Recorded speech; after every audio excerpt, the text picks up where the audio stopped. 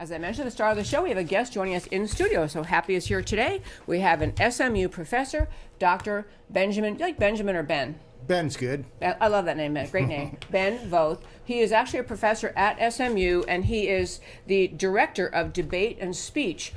And one reason I wanted to have him is he has some kind of unique perspectives about how to get past this just blanketing of American academia with left-wing views. It's really kind of indoctrination by the left of our American college campuses. And how do we get past that using his actual his skill of teaching students and helping them practice these skills of debate and speech? So welcome to the show. Yeah, thank you, Debbie. I'm honored to be here. Thank you for being here. Okay, so we're going to start with, you had a story, you had an article in American Thinker. Actually, you've had many articles in American Thinker. You had an article in American Thinker I thought was a great kind of kickoff story, which was, the article was called, "How Can We Fix Debate in America?" You had a story. I just have to have you tell this story about your debate team from SMU going to debate competition to discuss healthcare policy. And I know, because we talked about it before you went on air, you know what I'm talking about. Can you just tell that story? Yeah, it's incredible, and it only happened a year ago right here in Dallas at the University of Texas at Dallas. We were debating a team from New York. The actual topic for the year was the United States should adopt national health insurance. We were pretty surprised when the opposing team came in on the affirmative with that resolution, and their enactment of that resolution was queer people should not go to the doctor. Now, if you stop and think about that, that doesn't make any sense. If anything, it's probably anti-topical, if not consistent with the resolution. It was also full of profanity and all kinds of F-bombs and, this kind of thing. And these things are read actually pretty rapidly in college debate rounds. But it was very antithetical to the critical thinking process. So I had two young female debaters who got up. They were novices. It was their first policy debate tournament a year ago. And they ran some arguments about how you shouldn't use this kind of speech in round. It's not appropriate. It's demeaning and this kind of thing. Well, when this young woman finished her first negative speech against them, this person, again, who refused to identify their sex or gender, said, "My question to you is, do you have to have a vagina to be a woman?" And my female debater, who had never heard such kind of questioning before, just turned beet red. She stared straight ahead for about 20 seconds. And then after about 20 seconds of silence, she said, "We don't take a position on that." And we ended up incredibly losing that debate. I listened to the oral critique by the judge. The judge, frankly, looked like they were kind of in a hostage situation. It kind of looked like Stockholm Syndrome. We got higher speaker points, but we were given the loss. And that team that we lost to went on to win the entire tournament here in Dallas. And that kind of tactical, kind of what I refer to sometimes in my writing, this indignation group who takes offense in the way that you were talking about earlier, they manipulate the rhetorical and argument processes to a point where the rest of us basically cannot speak. We can only obey their commands, and we just listen. And they tell us how hurt they are and how the only way their hurt can be resolved is if we form a political alliance with them. So that happened a year ago. There are other stories where I've had students who've been told that they should commit suicide in the debate round because they're so offensive. And that happened in 2015. There's a lot of things going on in the highest levels of college activity that are outrageous, and I think go beyond even liberal. We're talking about radical, what I term Jacobin activities that are designed to intimidate and get us to all forfeit our civil rights. That's an astounding story. I want to be clear about something. This is an actual formal debate process that schools are part of some debate team or debate organization, and the topic really was essentially whether or not we should have nationalized health care. Right, and that's a very typical, and it's a national topic. Dozens of universities are involved in this, and yes. And so I'm kind of flabbergasted, but what I think is amazing, though, given what you just described, is so there are judges who are supposed to be aware of the quality of debating, using appropriate tactics when you are taking a particular side. So it sounds like they didn't really care that this school from New York, University from New York, never answered the question. They instead talked about whether queer people should go to the doctor. And that didn't seem to Right. bother this judge. How could that be? And you've touched on the heart of the problem. The judges are going along with this. And in fact, there's a judge preference system in college debate that sort of allows the teams to sort of pick their judges. And if you want to judge, if you want to be part of this process, you better toe these political lines, or you're going to find yourself struck. That's the term that they use. You're going to be excluded from the judging process. And it's sort of ironic, because I'm not sure even a lot of judges really want to judge these events, because they're sort of spectacularly angry and intimidating, and they involve usually an oral component. We have to defend why you made the decision, and that's why I said this judge looked like a hostage. But we don't have, I would say, regular public citizens judging debates in that particular format that I'm describing of policy debate, and that's a big part of the problem and why we are where we are here 15 or 20 years later into the process of what I'm describing. And in the article, I do talk about there's some reforms that I'm trying to bring, but we have a serious problem. These are the people who are going to be attorneys. About 60% of these debaters are going to go on to be attorneys, go to law school. And this process is then initiated at this collegiate level. And they are very effective verbal bullies, and they can pretty much take out anyone in terms of some discrimination tactic that they derive from the way you talk or the way you dress or even the way you respond to any utterance they make. It's simply flabbergasting. So this, at least you could say, well, it's a relatively small problem. This is college debate. Okay, don't major in debate. But it's also your communications professor is learning to communicate. And one of the central things that we used to say in kind of Western civilization was you go to college, you get your advanced education because you want to learn about the robust debate of ideas, robust exchange of ideas, to listen to other people. The entire notion of having a meaningful debate on any topic, whatever the topic is and whatever many reasonable sides there are, is lost if you can win a debate about a topic by never talking about it, by simply shutting down. And that really is being played out in America in the political conversation around the country on so many issues, whether it is border security and support for the wall or not for the wall. So you're a xenophobic person who hates people who don't look like you. And pretty soon you're over here talking about whether or not you're really xenophobic and claiming you're not, instead of how do we get adequate border security? I mean, so Right. it has so many implications. But back to college campuses. So this communication skill that we see needed, you wrote, and I forgot, in some place you wrote where you were talking about how we really have an abundance of professors in colleges who are left-wing. And so this robust debate of ideas is shut down in many, many aspects of college campuses. Can you just talk about that? Yes, and so the field of debate is located primarily in a field of communication, and there are studies about the problem of what we're talking about the professors themselves and things like that. And there was an NAS study done in 2018, it's National Academy of Scholars group, and what they looked at was the top 40 universities in America, and they looked at the faculty ranks and their political registrations. And we all know that it's very one-sided. In fact, in every single discipline they looked in, there was not a single discipline where there was a preponderance of Republicans. Every single discipline had a preponderance of Democrats registered on the top 40 university faculties. But what I think is really shocking, and goes beyond bias and into propaganda, is that the ratios, like say in engineering, the ratio is like about 1.4 to 1. That's almost a normal ratio. That would almost be balanced. But from there, like in political science, it would be about 8 to 1. And there I think you've got bias. You've got a problem where you've got 8 Democrat faculty and 1 Republican faculty. But going further into the humanities and the social sciences, you're getting into ratios of 20 to 1. And then the worst discipline in America, according to the study, was communication. My field, my PhD, it was 108 to 0. It was one of 2 disciplines where they could not find a single registered Republican on the faculty roster. And so at that point, you're not having even bias. You're having a total propaganda situation where people don't know what other people are saying. It is, I love you drawing that distinction, because liberal bias, people say, oh, well, it's been that way for a long time. Colleges are liberal, academia is liberal, journalism is liberal. But it's really crossed the line. I've been using the word indoctrination. If you go to college and no one you ever meet on college campus even presents, if you're a student, and no professor presents the more conservative view or even a mainstream view, and all you hear is left-wingism, you have no choice but to emerge thinking that is what the world is like. This is what informed people think. And these people, back to your point about what these communication students do when they leave campus, if this is how they see the world, I do in some ways fear for their ability to function in life, because you go into many workplaces and you can't just steamroll people. But if you go into law, you go into politics, even worse, you go into commentating, being a pundit, you're not aware of, and you're not able to defend your views. You just think you accomplish your goal of suppressing the other people from speaking. Right? Yeah, that's right.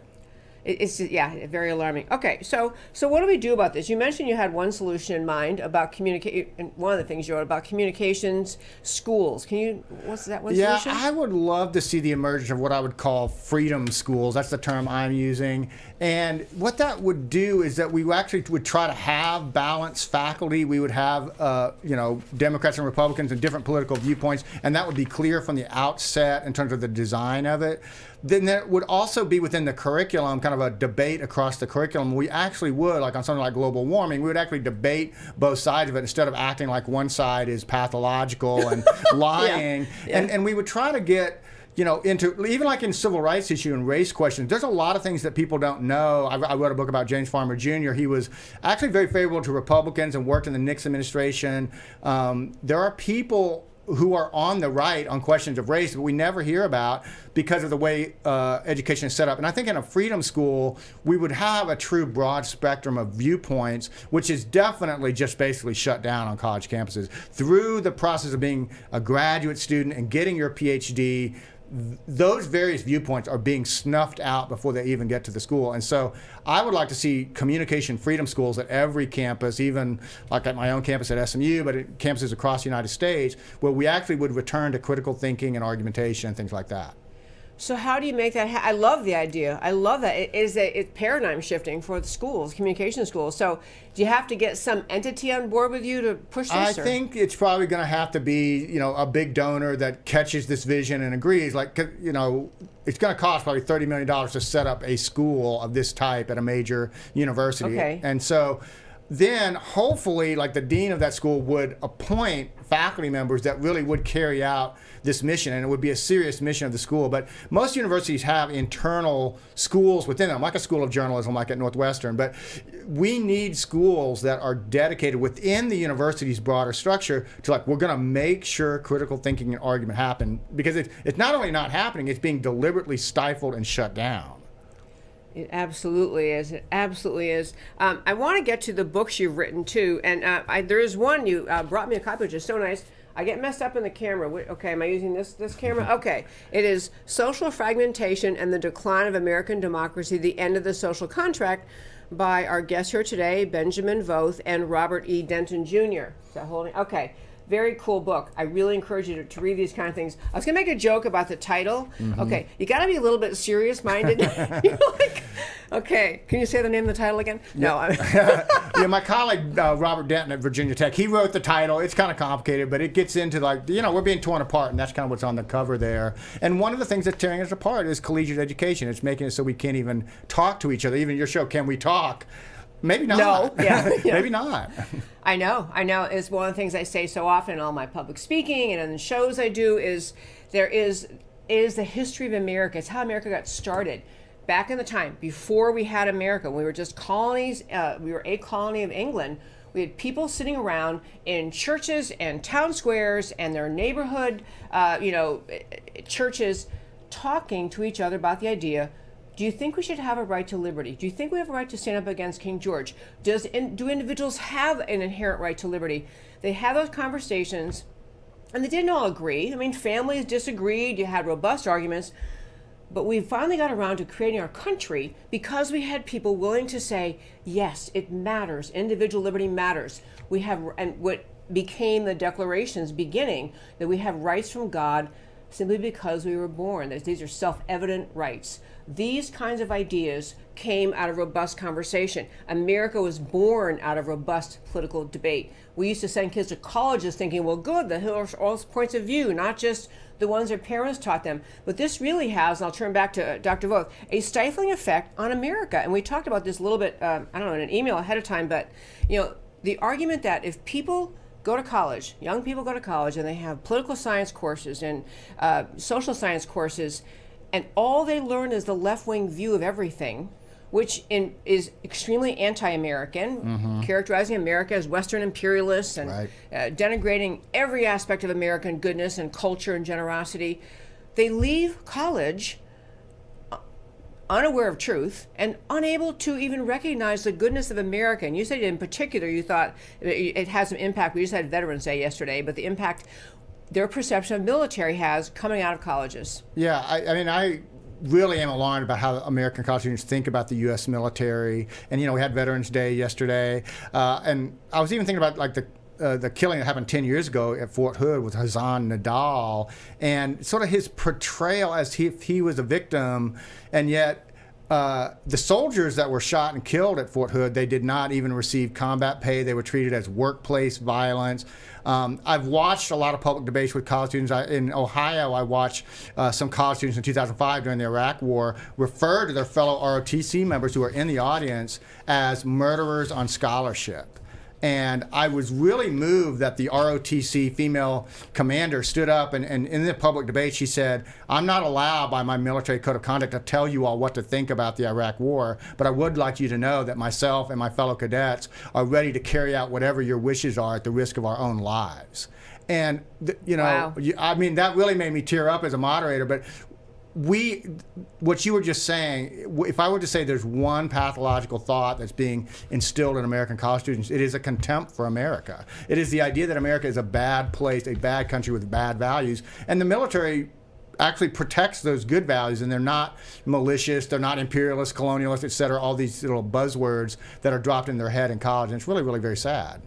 Oh, it's sad and it's dangerous because it causes people to vote for people who are arguing against America's goodness. Some of the things people don't grasp in college because we don't teach it is, for example, the primary importance of the Constitution. It's as I say, it's like a massive bridge has structures to hold it up. It's a structure that holds up America's freedom, the separation of powers. But they are, the Constitution isn't taught. The history of America and its goodness in the world, not perfect, but America's history in the world isn't taught. So students leave college not appreciating what they have and very willing to embrace ideas such as socialism, which will destroy America, but they don't know that because that's what they're taught in colleges. So tell me how we're going to fix all this. You're here, you're a professor. How are we going to fix all of it? Yeah, well, I will say one of the great groups I work with for now 6 years, and actually started at the Bush Institute, is the Calvin Coolidge Foundation. And they are actually really dedicated to this Coolidge debate format, and I am actually the Calvin Coolidge Debate Fellow. And we are sort of rebuilding debate in America from the ground up with high school students. And we've had a Coolidge Cup now for 5 or 6 years, and students can win that. And we have regular public citizens judging those debates, which I think is really critical. And it has an open-minded and a topical approach and things like that. I mean, I think the other thing is that we just have got to, as trustees of these universities, take serious charge of what's going on here. This is, to me, again, has gone beyond liberal. I always say liberalism went out the door in the 90s. We're dealing with a very radical, my term is Jacobin, intellectual culture that is aimed at suppressing in exactly the way you described on the Northwestern campus, where, Antifa is mimicking the Klan in terms of a demand for anonymity to attack the rights of their fellow Americans. And so when you talk about, and I do an opening lecture at SMU where I just focused on the First Amendment because I can't teach them the whole Constitution. I'm like, look at this First Amendment. And I talk about freedom of press. But if Northwestern's journalism school is teaching the forfeiture of the freedom of press, then what hope do we all have? I always tell the students, like, those 5 freedoms, freedom of religion, speech, assembly, petition, all those things are like the 5 fingers on your hand, and you've got to be able to grip your rights as an American through those. And if they don't know what those are or what they mean, then we can't maintain a civil and free society. And so I do, every first lecture is about the First Amendment. I say, look, these are the most important things in the First Amendment. And they are, and some of them laugh, but nobody ever challenges this. This is what makes America the greatest country in the world. I say that every first day of lecture to try to rebuild what is being dismantled on college campuses. And it has been going on for years. It sure has. Again, the name of the organization, the Calvin Coolidge Debate What is there a URL? It's the Calvin, I don't have the URL with me, but if you look up the Calvin Coolidge Presidential Foundation, they're in Plymouth Notch, Vermont. You can Google them. They're very available and things like that. I just had a chat with the group this morning. They are doing a fantastic job of building debate in the right way, and it's something that people can donate to and even participate in.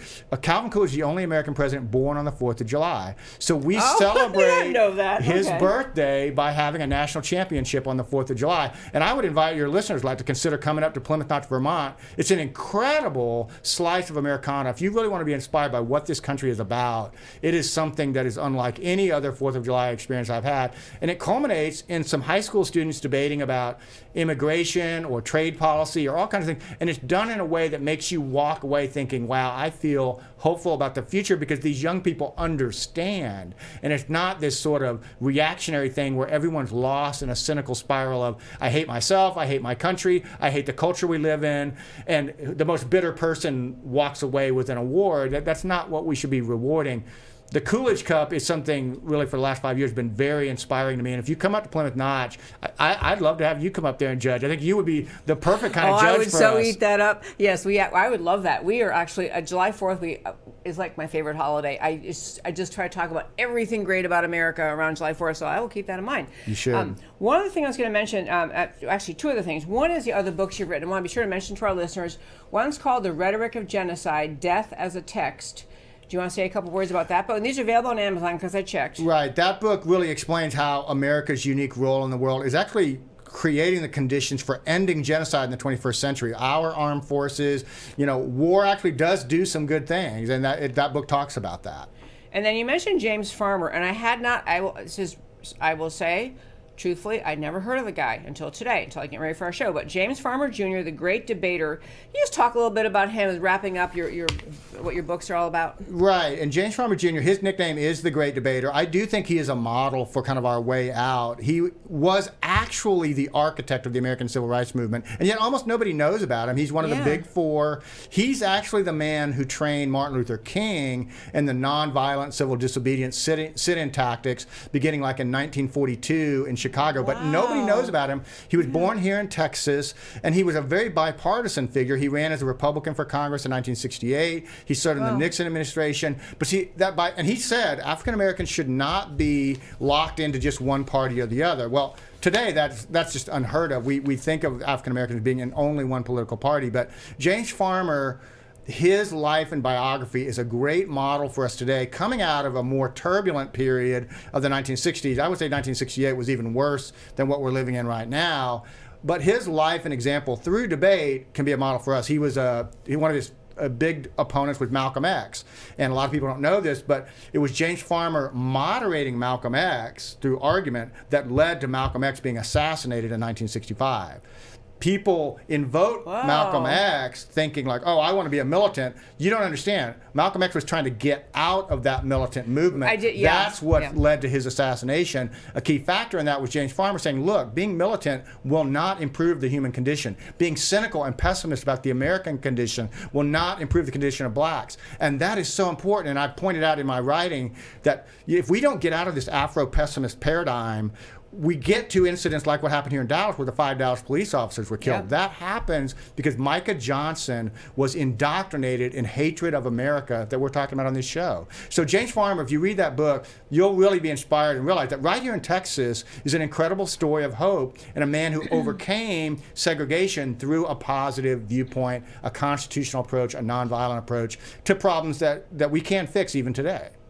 I love that. I am actually going to get that book. I have you one. I'm going to get that book about James Farmer. And in closing out our interview, I was just asking you, I don't know if you follow Candace Owens at all. Oh, yes. I think she's a very important thinker. Oh, yeah, she is. She's fabulous. Well, Candace Owens had her Blexit rally. We've talked in this show. We've had her in this show. We talked in this show about her Dallas rally, which I got to go to. So much fun.